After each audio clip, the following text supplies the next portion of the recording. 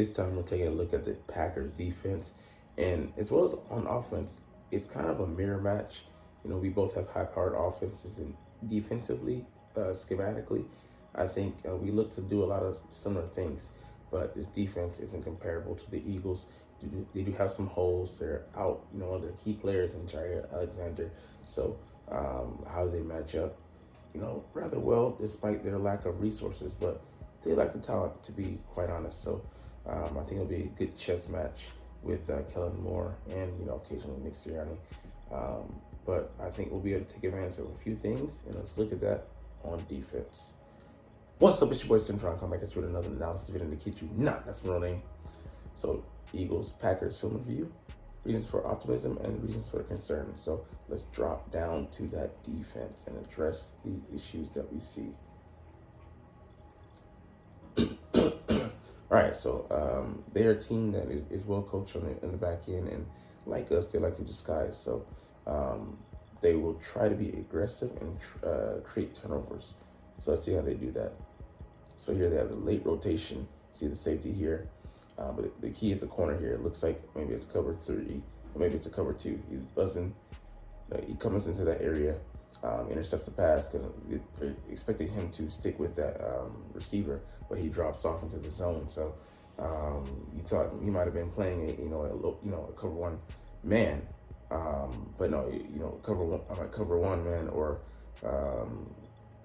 it disguised it maybe as cover 3, but it also could have been cover 2, where he drops into that area and he's responsible for that general bubble. So very well disguised, but as long as Jalen declares those things and makes sure he knows what they're in, even despite them being able to rotate, and Xavier McKinney being the straw that stirs a drink there for them, being their version of C.J. Gardner-Johnson.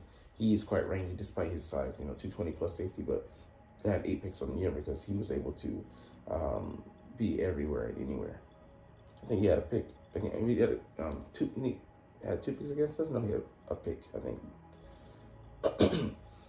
So Javon Bullard, on that note, though, they're asking a lot of their safeties. He's a rookie, and it puts a lot on his plate, and demanding him to be rangy. He's not quite prepared for that assignment, despite being quite talented.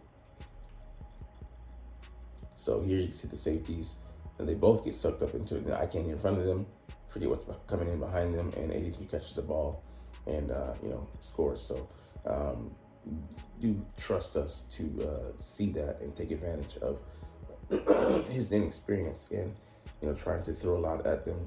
The 3 levels concept. In the lower flat area of the field, in breaking routes, and then the overlay where you have routes coming in behind those. So test their discipline. And then, they put Javon Bullard here in a slot against a receiver. You want to take advantage of that because Smitty, he's excellent at these option routes. So you see him here, running. It's a stop route, and then, you think it's a stop route. Curls out of that, just in the end zone, and he gets scored on. And, just his inexperience, him being over eager there, not knowing that, he knows that he's the last line of defense, but he gets caught in there just reacting and take advantage of that. So, and then they play with the light box, like who? Like the Eagles. So, Vic Fangio loves to commit less than he has to, having guys play, being responsible for multiple gaps. And with this here, we don't typically run these, flow zone schemes, but Rashawn Gary's he's able to get upfield. We love for us, like they say here, for our guys to get up to the second level, climb up to him, and keep him out there. Put my lotto on Rashawn Gary, just wash him out. Just let that strength just carry him over, and as well as spreading him out. So that he has to cover wide swaths of ground. Running different concepts, duo. Doubling him and things, tire him out, over the course of the game. Do what we do to not Dak Prescott, that's Dak Prescott's teammate, Micah Parsons, and as well as just make them have to check the RPO game. Jalen is a runner, so he can't fully commit to crashing down. He has to read and react. All right, let's see here. Yeah, like I said, the light box. Like I'm looking at here, one-on-one. I'm going to AJ there. A back, leaking out here, spreading them out, creating here and then having someone come in here. So using the concepts to, use all that space. They just run right into the concepts and the teeth of the defense there. And then, great reaction, and then they just swarm. So nowhere to really go with the, football there. But, Chicago's more talent, at a talent deficit. Whereas, we have guys, at each and every position that can hurt you. So look for us to, clog up the areas there, get all the human resources here, pull away stuff from the middle of the field, and attack stuff like this, in the middle of the field. So we can do it. Remember the Saints game where Dallas Goedert mesh concept coming across the middle, using natural pick rub routes. Yes. So some further notes here. Their pass rush is inconsistent. Expect them to the offensive line to give Jalen a lot of time. Like I said, the biggest threat is Rashawn Gary. He knows he's athletic, but we have Mailata and Lane Johnson on the edges, and those guys don't get a lot of help. We leave them one-on-one a lot. They're probably on the island more than any set of bookend tackles out there across the league, because we trust those guys. All right, and the point I just noted above, Lions killed them with in-breaking routes over the middle. It's in the strength of Jalen's, but I just think we don't execute it enough. It's not that he can't do it, we just don't do it enough. So we might see the sample size uptake this week. But, it'll be interesting. Like I said, the cat and mouse game. What we do, how we come out, and then how we make adjustments, the three things, that can win us the game, because we have been notorious slow starters in the first half, but in the latter half of the year, we were starting to pick that up. Before Jalen got knocked out with that, concussion, I think we were going to go on to, score a lot in the first half against the Commanders. And then Xavier McKinney, we talked about him previously, but he's excellent on the back end, and they play some Tampa too, and use him as a hook defender. So he's coming into those, those zones and being a defender to fall off into those button hooks and play underneath a lot, under the underneath, the lower half of the field. So, he's in a short area and he can be used as a, right defender as well.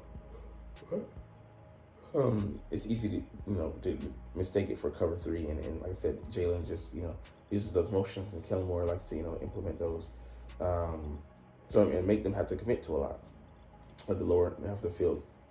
Jet sweeps and such. I don't know who using that route. Could be, I don't think it's Paris Campbell this week, but we'll see. Who the third receiver is. Jahan Dotson. Sorry, send screaming across the formation to make sure that we're getting all the bells and whistles and the checks and testing and seeing who has what. But yeah, we have Saquon Barkley with this many yards, only on this many rushes in the second half alone. So he would have led led the league just on his second half rushing alone. And that average he wears on defenses. So, use him as a hammer late. And if he can, get up and slow the game down, lean on those guys, put them in a bad position, control the pace of the game, it might be GG's as you just put the game out of reach. So this 10-second stats here. Look at the Packers stats. I don't know. Let's see if this is comparable, if it makes sense. Okay. I'm not even going to get into that, but, I'll just say, their offense, I expect them to be able to put up some points to some degree, but I think it's going to be a tough task for them. But they live and die by their ability to create turnovers, and I just don't think, we were turnover adverse to end the season. Jalen taking care of football. His last 4 full games he played, he had 6 touchdowns and 0 interceptions, and might have like 1 fumble. I think it might have been the Cowboys game or something like that. But He did a great, job at, taking care of the football. I think that continues on, and we win by, I think, a 10-point margin in this one. So, anyways, we're going to get up out of here because I know that you're not even watching. But it's all good because I love talking about the freaking stinking Philadelphia Eagles, and I love, making videos about this team. So, this is officially, but as always, it's fly, Eagles, fly, and let's motherfucking go. Like, comment, share, and subscribe if you Thanks for watching. Check me out at Centron Anime, Centron Life, or Centron Laughs, or other social media.